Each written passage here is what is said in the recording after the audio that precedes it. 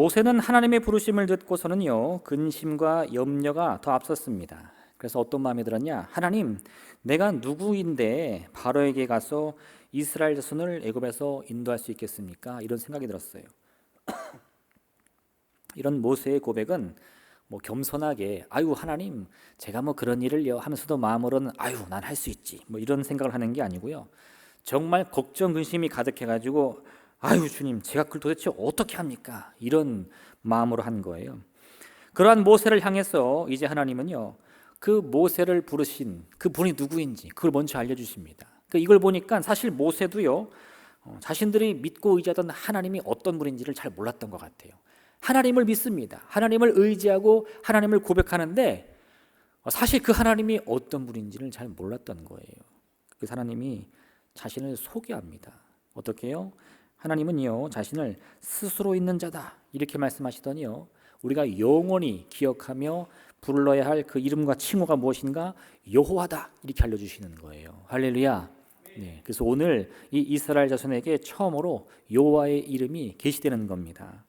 하나님께서는 이러한 계시를 통해서요 이 모세가 하나님이 누군지 그가 하나님이 어떤 분인지를 깨닫기를 원하셨어요. 왜요? 하나님이 누구인지 그 능력이 얼마나 큰지만을 깨닫게 되면요 이 지금 모세를 지배하고 있는 이 걱정과 두려움은 사라지고 할 수 있다는 생각이 생기기 때문입니다. 이제 모세는요 이 불타는 떨기나무를 통해서 만난 하나님이 누구신지를 바로 알아야 됐어요. 그런 하나님을 진심으로 고백하면서 그냥 무턱대고 하나님 믿죠 하나님 알아요 이렇게 하는 게 아니라 정말 그분이 누구구나 이거를 마음 깊이 깨달으면서요 마음으로 소망을 갖고 그 능력을 의지해서 내가 저 바로에게 가서 이스라엘 백성을 인도하겠구나 이 꿈을 이뤄야 하게 될 줄로 믿습니다. 오늘 여러분들께서도요 오늘 이 시간 내가 믿는 하나님 내가 의지하는 하나님 어떤 분이신지 깊이 깨닫고 믿음의 소망을 갖는 귀한 시간 되시길 부탁드립니다. 첫 번째 우리 하나님은요 함께 하시는 하나님입니다. 하나님은 애굽의 왕 바로를 두려워하는 모세에게 제일 먼저 뭐라고 말씀하시느냐? 반드시 내가 너와 함께 할 것이다 말씀하시는 거예요. 우리 하나님은요 언제나 우리와 동행하시는 분입니다. 모세가 왜 하나님의 부르심을 받았을 때 두려워했을까요? 왜 걱정했을까요? 할 수 있다는 확신이 없었기 때문에 그래요. 내가 너를 보내어 애굽 자손들을 이스라엘 자손을 애굽에서 이끌어내리라. 근데 가만히 보니까 도대체 내가 무슨 수로 그 일을 할까? 아무리 생각해도 이 길이 보이질 않아요. 그러니까 할 수 없다는 생각이 드니까 어때요? 두려움이 생기고 염려가 생기는 거죠. 우리가 때로는요 이렇게 이 모세처럼 하나님의 부르심을 한 번만 더 들었으면 이런 생각할 때가 있어요. 야, 우리 하나님이 나 기도할 때 정말 아무개야. 할렐루야. 네. 그죠? 이렇게 불러주시면서 내가 너를 무엇으로 쓰겠다 하면 아유 주여 할렐루야 이렇게 할 줄 알죠? 아유 주여 제가 그걸 어떻게 합니까? 이런단 말이에요. 왜 그럴까요? 아무리 생각해도 내가 그 일을 할 수 있을지 이 확신이 안 서기 때문에 그래요. 근데 그 이유가 어디 있느냐? 나를 부르신 하나님이 어떤 분인지를 잘 모르기 때문입니다. 우리가 하나님 그렇게 막 고백은 많이 하는데 실제로 내가 고백하는 이 하나님이 그 여호와 하나님이 어떤 분인지 생각해 보신 적 있으십니까? 할렐루야. 네. 대답하지 마세요. 네. 그렇다고 해도 이상하고 아니라고 해도 이상합니다. 네. 네. 지금 이 시간 한번 그걸 고민해 보자는 거예요. 근데 오늘 이 본문에서 알려주고 있는 우리를 부르시는 하나님의 첫 번째 특징이 뭐냐? 우리와 함께 동행하신다는 거예요. 동행한다. 네. 동행한다는 게 무슨 뜻일까요? 네. 우리가 이렇게 어디를 향해서 앞으로 가기 시작하면요. 동행한다는 것은 내가 가는 그 걸음, 이렇게 한 걸음 한 걸음 가잖아요. 그 걸음과 그 보폭이나 방향과 맞추어 걸어가는 것이 곧 동행입니다. 동행이라는 것은 이렇게 나란히 걸어가는 거예요. 네. 둘이 함께. 제가 가끔 이렇게 우리 막내를 유치원에 데려다 주는데 그 길이 그렇게 길지 않거든요. 저희 집에서 자리 한 500m 될까? 근데요, 제가 거기서 좀 늦었다는 생각이 들면 막 마음이 급해져요.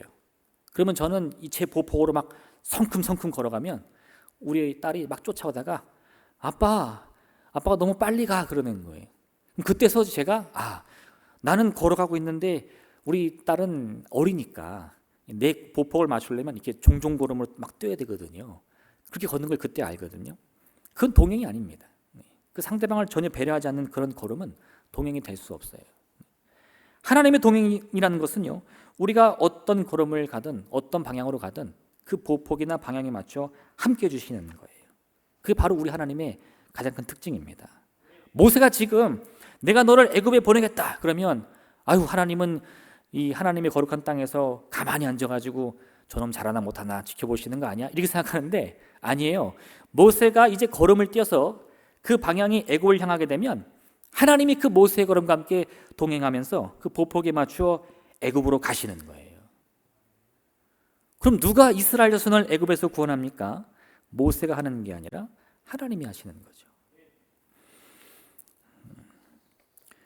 유다 예루살렘이 멸망했을 때요, 이스라엘의 많은 백성들이 이 바벨론 군대에 포로로 사로잡혀 갔습니다.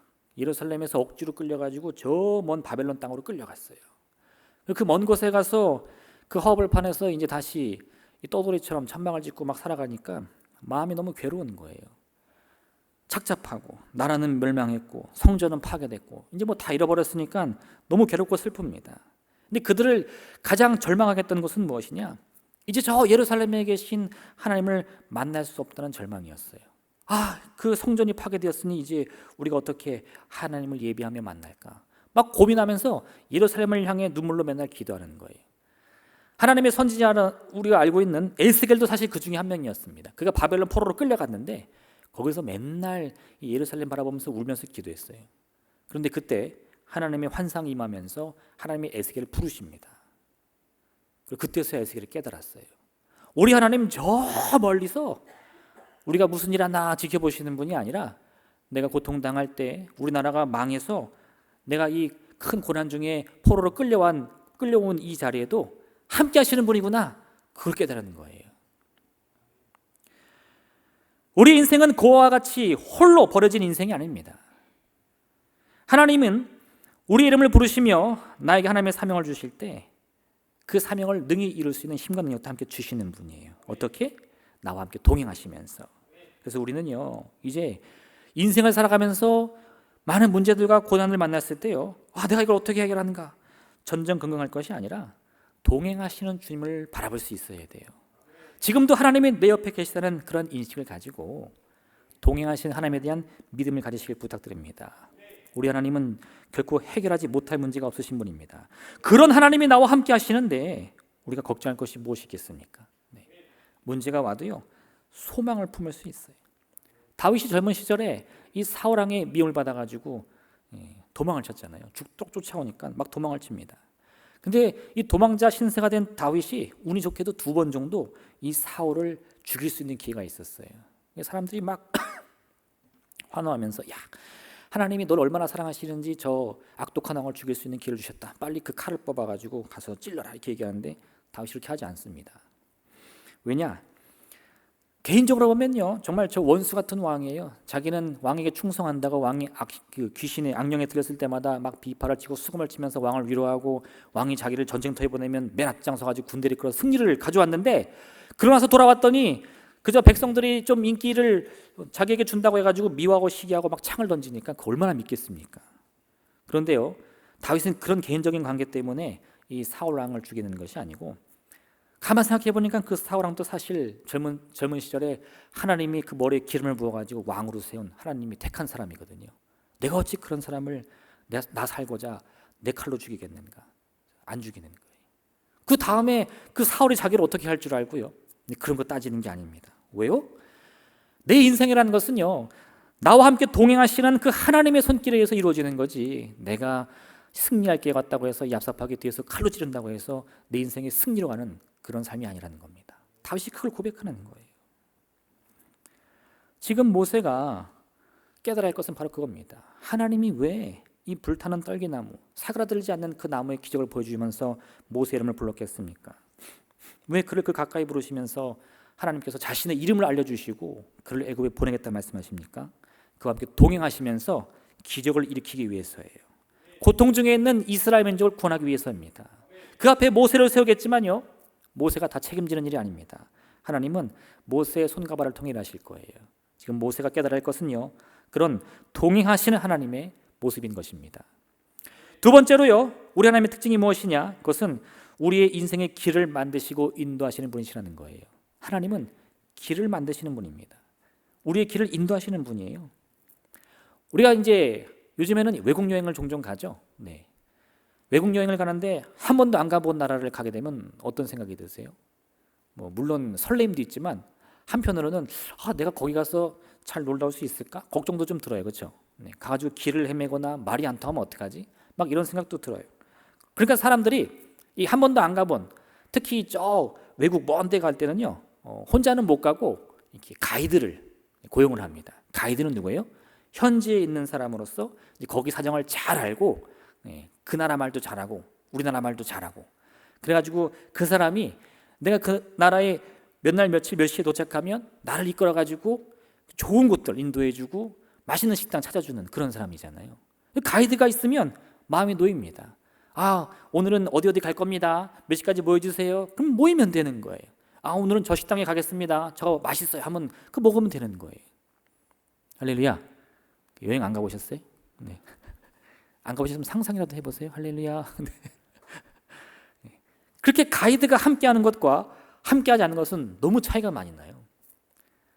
제가 결혼하고 처음 신혼 때, 아이들 없을 때 결혼도 했겠다, 와이프하고 좋은 추억 만들려고 일본 여행을 처음 계획했어요. 처음 태어나서 머리 털려고 처음으로 이제 신혼여행 빼고 외국에 나가는 여행을 준비하려고 하는데, 옆나라 일본이지만 한 번도 안 가봤잖아요. 일본만도 전혀 모르고. 그러니까 이렇게 두꺼운 책을 하나 사서 오사카를 갔는데, 오사카란 책이 있더라고요. 그래서 여행 가이드 책인데 시내버스 노선, 뭐 전철 노선 다 나와 있어요.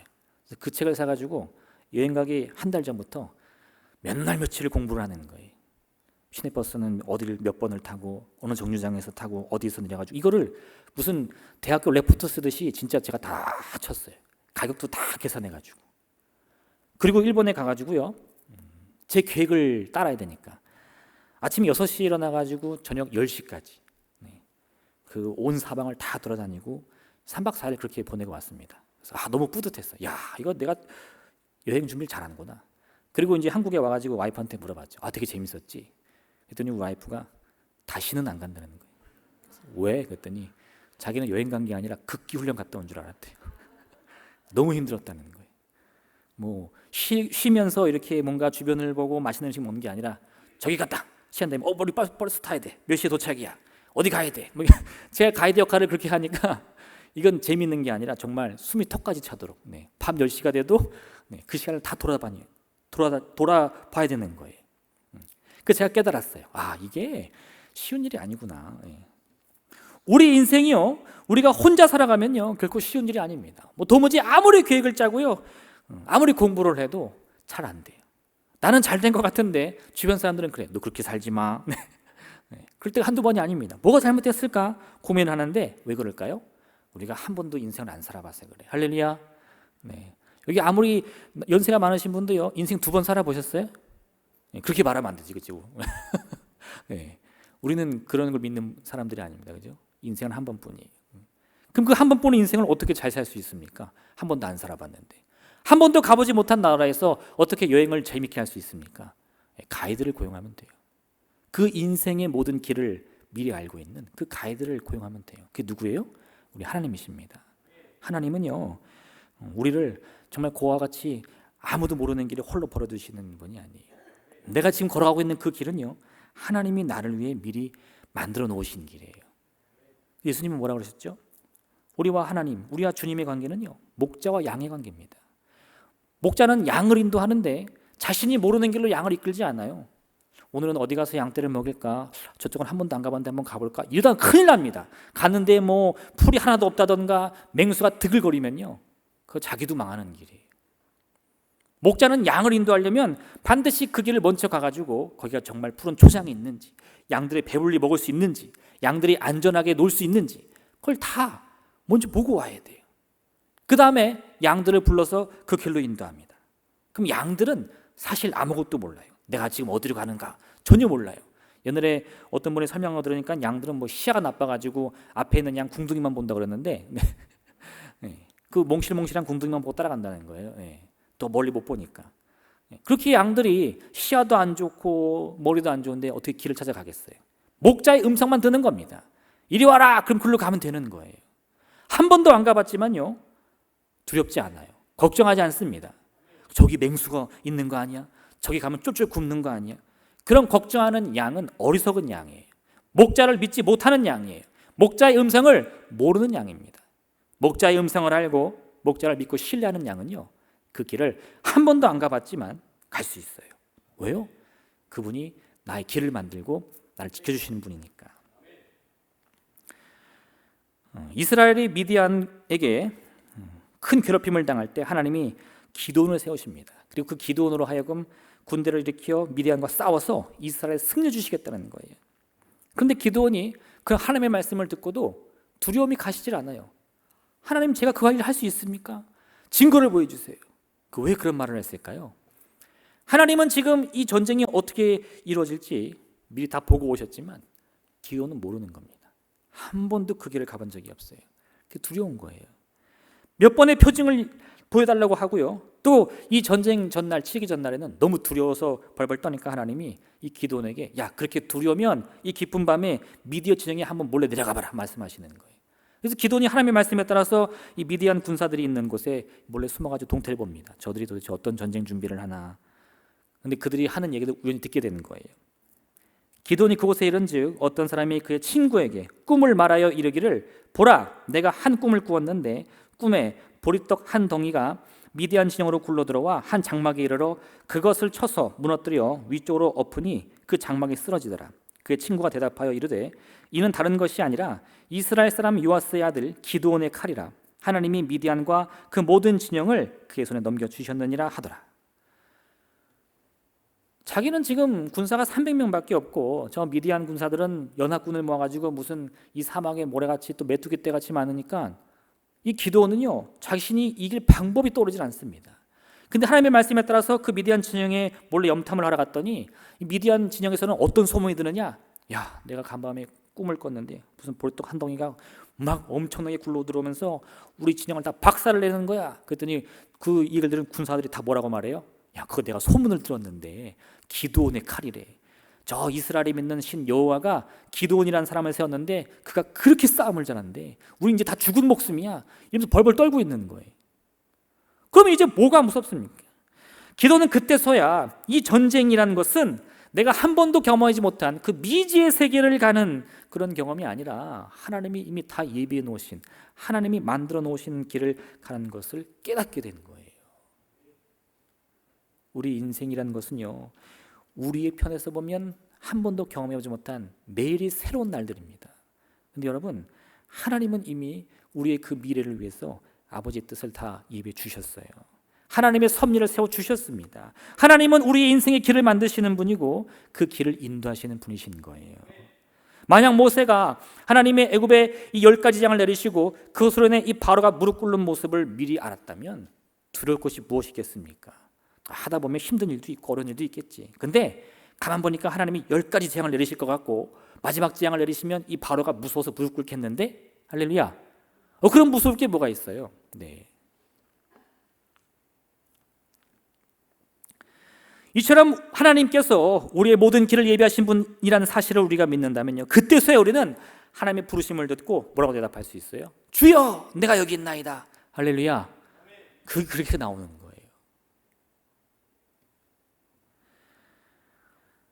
사실 오늘 본문을 보면 하나님은 모세에게 그가 겪어야 할 일이 무엇인지를 미리 말씀해 주십니다. 내가 아노니 강한 손으로 치기 전에는 애굽 왕이 너희가 가도록 허락하지 아니하다가 내가 내 손을 들어 애굽 중에 여러 가지 이적으로 그 나라를 친 후에야 그가 너희를 보내리라.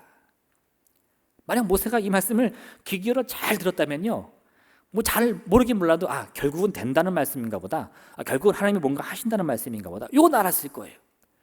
근데 이미 초장에 주여, 내가 누구인데 그 일을 하오리까, 이미 귀를 닫아버렸어요.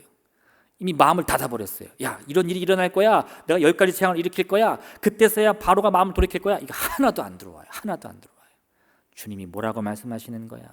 뭔가 귀에서 왱왱거리는 것 같기는 한데, 주여 어쨌든 못합니다. 네.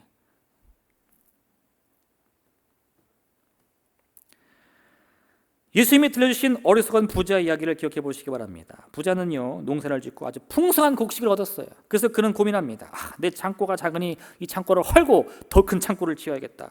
그리고는 거기에 곡식을 가득 채우고요, 이제는 내가 평생 먹고 마시면서 즐거움을 누리리라, 이렇게 하고 잠을 잤는데 그날 하나님의 천사가 그를 찾아오는 거예요. 오늘 밤 내가 너의 영혼을 거두어가리니 그럼 네가 모은 그것이 누구의 것이 되겠느냐. 이 부자는 왜 어리석은 부자입니까? 자기의 내일이 어떤 운명으로 처할지를 전혀 몰랐던 거예요. 그래서 그 풍요로움을 가지고 자기가 살아갈 길을 자기가 혼자 생각하는데 막 기쁨이 넘칩니다. 야, 이제는 나는 먹을 걱정 없다, 입을 걱정 없다. 맨날 파티나 열면서 먹고 마시며 즐기자 했는데 그 운명이 그런 운명이 아니에요. 왜요? 그날 밤 그는 그 생명을 끝이 납니다. 제가 예전에 로빈 윌리엄스라는 배우가 주연했던 앵그리맨이라는 영화를 본 적이 있어요. 그냥 영화 내용이 되게 간단한데 이 주인공이 굉장히 부자예요. 사업가인데 엄청 큰 부자입니다. 근데 그 사업을 일으키려니까 이 마음에는 화가 늘 끓어요. 막 뭐 조금만 늦으면 막 불같이 화를 냅니다. 사실 성공한 사람들 대부분 보면 성격이 되게 급해요. 네. 할렐루야. 네. 이 사람이 그래서 이 극단적으로 화를 내니까 앵그리맨이에요. 앵그리맨. 맨날 화를 냅니다. 그런데요, 이 병원에 가서 이제 검진을 받는데 막 의사에게도 화를 내는 거야. 빨리 못해. 내 병명이 뭐야? 빨리 말해. 그러니까 의사가 이 사람의 그 화에 너무 정신이 혼미해지니까 실수로 당신 이제 몇 시간밖에 못 살아 이런 말을 하는 거예요. 실수로. 그때 이 주인공이 깜짝 놀래가지고요. 내가 얼마 못 산다고? 그러더니 생각이 바뀌는 거죠. 그때부터요. 자기가 지금까지 어떻게 살아왔는지를 돌아보더니 주변에 있는 사람들, 자기가 그렇게 맨날 화만 내던 사람들을 쫓아다니면서 화열려낸 거예요. 부인을 찾아가고 아들을 찾아가고 동생을 찾아가고 다 찾아갑니다. 근데 뭐 평생 화만 냈던 사람이 그렇게 내가 미안해 잘못했어 하면 해결되나요? 막 일이 꼬이는 거죠. 결국 그런 이제 에피소드를 그린 영화인데 제가 그걸 보면서 그런 생각을 했어요.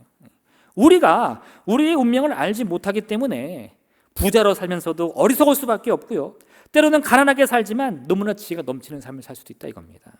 어떤 사람은요, 자신의 인생에 한 치 앞도 모르면서 자신이 다 아는 것처럼 뻐기면서 살아갑니다. 그 얼마나 어리석은 사람입니까? 근데 어떤 사람은요, 아무 가진 것이 없어 보이는데도 자기 인생이 누구의 것인지 어떻게 흘러가고 있는지를 너무 잘 알고 있는 사람이 있어요. 우리 삶이 어디로 와서 어디로 가는 인생인지 그걸 알았더니요, 너무나 지혜롭고 평안하고 행복한 삶을 살더라 이겁니다. 여러분, 하나님이 우리 인생의 길을 만드시는 분이에요. 하나님이 우리의 길을 인도하시는 분입니다. 여러분의 그 운명이라는 것을요, 하나님 손에 맡기시고 하나님이 주시는 평안과 기쁨을 누리시길 부탁드립니다. 마지막 세 번째, 우리 하나님은 복 주시는 하나님이세요. 출애굽의 과정이라는 것은 결코 쉬운 과정이 아닙니다. 그런데 하나님이 오늘 마지막에 뭐라고 말씀하시느냐, 너희가 애굽을 떠나게 될 때에 애굽 사람들의 마음이 움직여서 너에게 많은 의복과 물품을 주게 될 것이다 이렇게 말하는 거예요. 사실 이 부분은요, 오늘 이렇게 싹 빼도 아무 상관이 없는 본문입니다. 그거 한번 지워보세요. 여러분 오늘 본문 이해하는데 무슨 문제가 되나? 전혀 문제 안 돼요. 근데 왜 굳이 하나님이 이런 말씀하셨을까요? 출애굽은 출애굽대로 이루어질 건데 그 출애굽의 모습이 마치 도망자처럼 막 간밤에 도망치듯 나오는 것도 아니고 애굽 사람들의 무슨 시기와 질투를 받으면 나오는 것도 아니고 애굽 사람들이 너희들을 부러워하며 그들이 가진 것을 너희에게 나눠주고 내가 풍성한 가운데 나올 것이다 이걸 말씀해 주시는 거예요. 이게 뭡니까? 이게 축복이에요. 축복. 우리 인생은 하나님의 축복으로 이루어진 인생인 것을 믿으시길 부탁드립니다. 할렐루야. 할렐루야. 축복을 얘기해도 아멘이 안 나오네. 네. 주여 어찌하오리까. 그죠? 때로 우리가 축복을 얘기하면요, 내가 복받기 위해 하나님 믿나 하시는데 여러분 잘못 생각하시는 거예요. 복받기 위해 하나님 믿는 거예요. 복도 못 받는데 하나님을 왜 믿습니까? 이렇게 말하면 또 저 목사님 저거 기복신앙 아니야 이러시는데 여러분, 하나님이 우리 인간을 만드신 그 가장 큰 이유가요, 복 주시기 위함이에요. 할렐루야. 네. 물론 그 인생의 여정이라는 것은 쉬운 일은 아닙니다. 호락호락한 인생은 아니겠죠. 많은 고난이 있고요, 슬픔이 있습니다. 문제가 찾아옵니다. 그런데 결과적으로 우리 인생의 목적이 무엇이냐? 하나님의 은혜와 축복 속에 살아가는 인생인 것을 믿으셔야 돼요. 하나님의 축복은요, 요행 아닙니다. 행운도 아니에요. 그건 하나님이 처음부터 우리를 위해 만들어 놓으신 하나님의 섭리인 거예요. 우리가 반드시 누려야 할 우리 운명인 겁니다. 제가 왜 이렇게 강하게 얘기할 수 있느냐? 여러분, 이 축복이라는 것은요, 어떤 자격 조건에 의해 주어지는 게 아니에요. 똑똑한 사람, 일 열심히 하는 사람, 이런 사람이 축복받는 게 아닙니다. 그럼 누가 축복받느냐? 자녀가 축복받는 거예요. 아버지의 자녀가 축복받는 거예요. 여러분 생각해 보세요. 세상에 나아가서 여러분이 뭔가를 공짜로 얻으려고 하면 그게 쉽습니까? 어렵습니까? 엄청 어려워요. 이 세상엔 공짜가 없습니다. 길 가다가 누가 여러분에게 공짜로 뭐 준다 그러면 무슨 생각부터 드세요? 아이고 이게 웬 떡이냐. 그건 옛날 얘기고 요즘은요. 예. 꼬마 어린 아이들도 교육을 아주 잘 받아가지고 안 받아요. 근데 제가 들은 얘기가 있는데 옆집에 할머니 할아버지가 이사 오셔가지고 이제 이삿짐을 다 한 다음에 그 어르신들은 이렇게 정이 많잖아요. 그래서 옆집에 떡을 나눠주려고 떡을 맞춰서 띵동 했더니 꼬마애가 나오더래. 그래서 얘야 여기 나 이사 와서 떡 주는 거야. 그랬더니 꼬마애가 뭐라는 줄 아세요? 할머니 안 사요. 네. 공짜는 안 된다는 거지. 그게 세상의 분위기인데요. 유일하게 우리가 공짜로 손 벌릴 수 있는 관계가 있어요. 누구에게? 우리 부모님에게. 뭐 지금 여러분들은 뭐 이제 자녀분들에게 해주셔야 되는데 우리 어린 자녀들은요 염치라는 거 없습니다. 자존심도 없어요. 네, 제가 보니까 진짜 그렇더라고요. 네. 안 된다고 말해도요 포기를 몰라. 네. 그래도 달라고. 그러면 자식 있는 부모가 있을까요, 없을까요? 네. 자식 있는 부모가 되시면 안 됩니다. 네.